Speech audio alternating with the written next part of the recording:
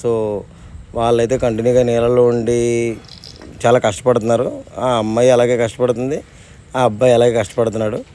So ఇవి మన ఈవెంట్స్లో యాక్చువల్గా రష్యన్ యాక్ట్స్లో అది పెడతా ఉంటాం అనమాట.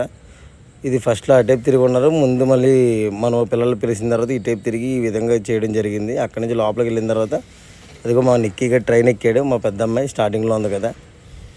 ఆ తర్వాత మా చిన్న అమ్మాయి కొంచెం ఎక్స్ట్రాలు కాబట్టి ఇదిగో ఈ దున్నపోత మీద తిరుగుతానంది. ఒక్క 2 రౌండ్లు తిప్పేపటికి గిర్రా గిర్రా గిర్రా గిర్రా తిరిగి కింద పడిపోయింది. అక్కడ ఉన్న వాళ్ళందరూ చూసి నవ్వేపటికి తిరిగి ఏడ్చిందనమాట. మా కార్తీక్ అయితే సోలోగా ట్రైన్లో ఎక్కుతానన్నాడు, అందుకే ఆయన ఒక్కనే ట్రైన్లో ఎక్కించి తిప్పడం అయితే జరిగింది. మా వాడైతే చాలా డేర్గా 3 రౌండ్లు తిరిగాడు. 4వ రౌండ్కి బలవంతంగా ఆపేమంటే ఆపేశాను. ఇంకా మా పెద్దమ్మాయి బుల్ రైడ్ చేస్తానంది.